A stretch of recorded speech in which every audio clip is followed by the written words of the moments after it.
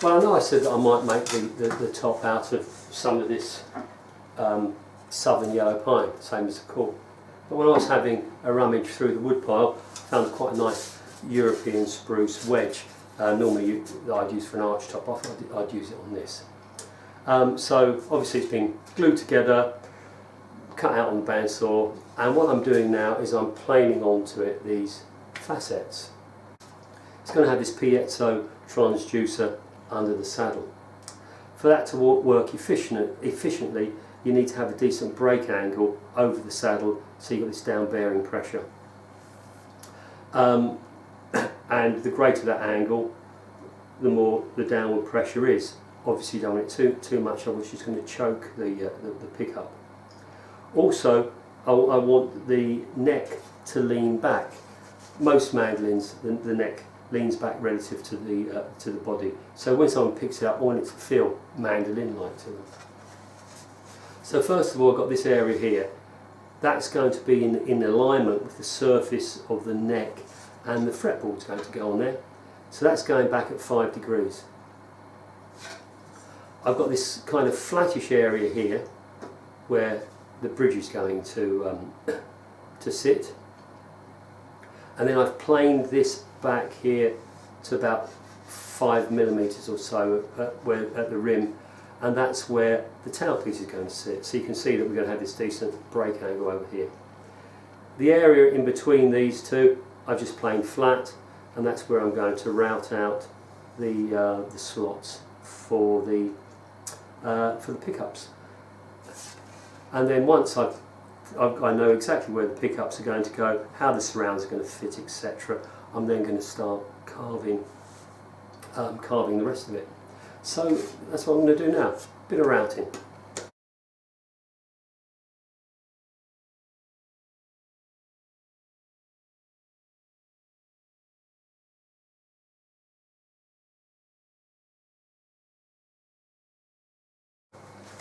So I've been carving this top, and that's probably about as much as I want to do at this stage, because it's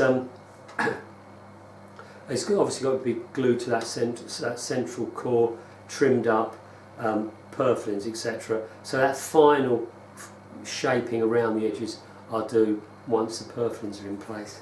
What I do want to do, however, before I glue this on, is sort out where the controls are going to go. You can see I've kind of marked out where they're going to go with a 1.5mm drill. Now what I want to do is to do kind of little recesses, a bit like you see on the what they call the PRS guitars. These little kind of recesses, so that the knobs for the controls are kind of vertical, if you like. So I'm going to cut these little recesses with this Forstner bit, and hopefully not make a mess of everything.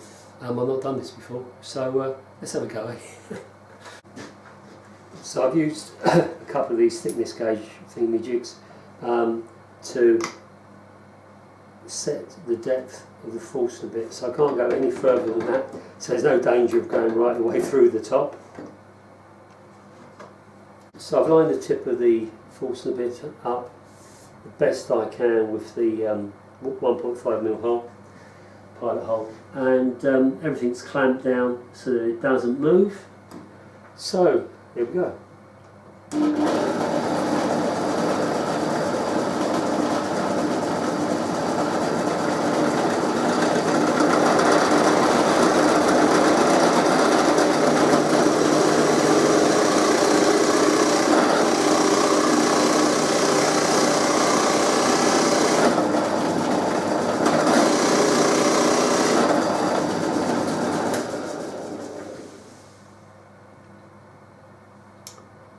Well, that's not bad.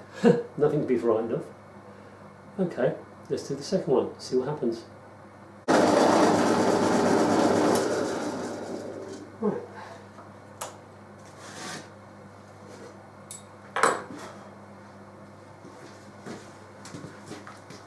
So there you go, that's what we got, these two flat bottomed holes. So now all I've got to do is try to clean the whole thing up, make it look respectable.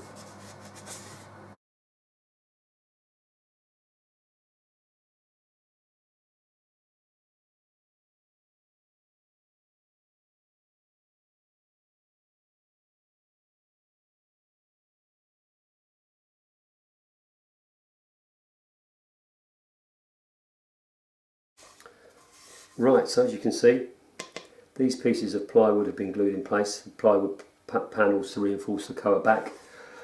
The koa back itself has been glued on, and she's definitely a beauty. Now what I'm looking at today is this area, the control panel.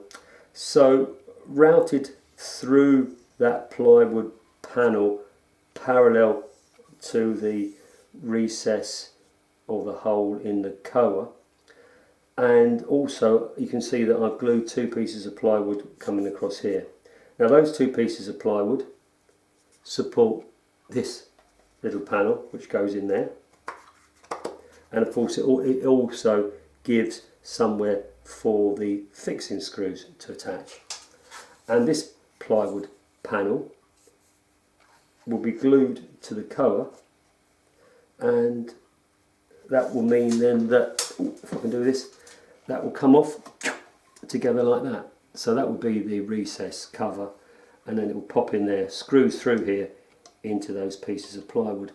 The only tricky bit, if it is a tricky bit, I don't know yet, but what I want to ensure is when the koa panel goes in and it's screwed in place, I've got an even gap all the way around between the edge of the koa panel and that green veneer. So yeah, that's today's task. So let's get on with that.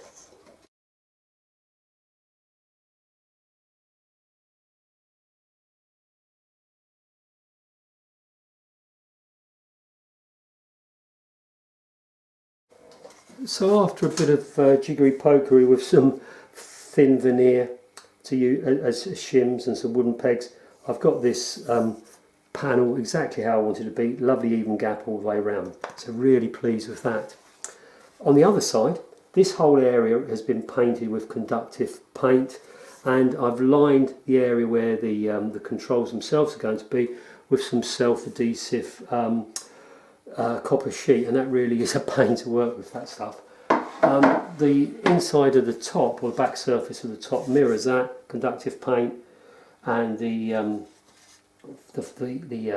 copper foil, and of course when the controls are fixed to this, the controls themselves are grounded. So what's going to happen then is obviously these two components will be glued together, and all of that conductive paint and the foil will create what's known as a Faraday cage or a Faraday box. And what that should do is shield all of the components from mains hum, external interference from things like transformers, and keep the instrument itself quiet. So next step then is to glue those two together. So it's time to glue up. Put the template on the back there so I don't damage the back of the koa at all when I'm clamping. There are 3 wooden pins here to locate it so it doesn't slide around. So let's apply the glue.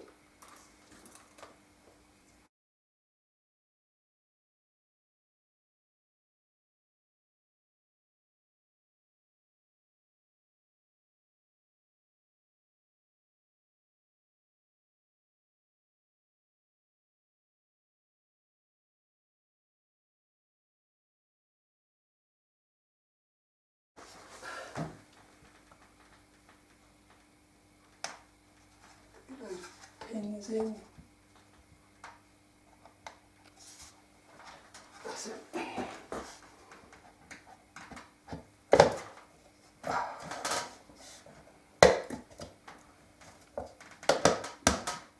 Okay, they're in.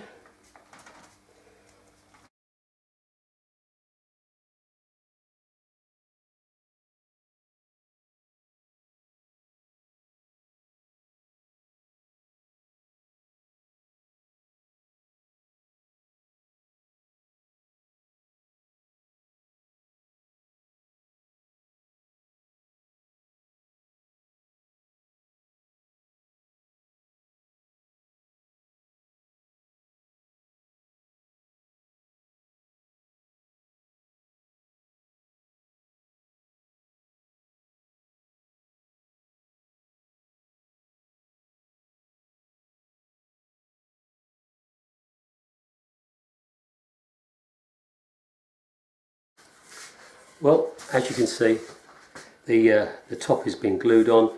I've given it all a bit of a sand, and it's looking really quite lovely, if I say so myself. So the next job will be to route a rebate around the top and the back edges to take the purfling and the bindings. Excuse me.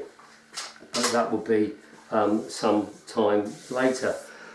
So it's the Sunday before Christmas 2020.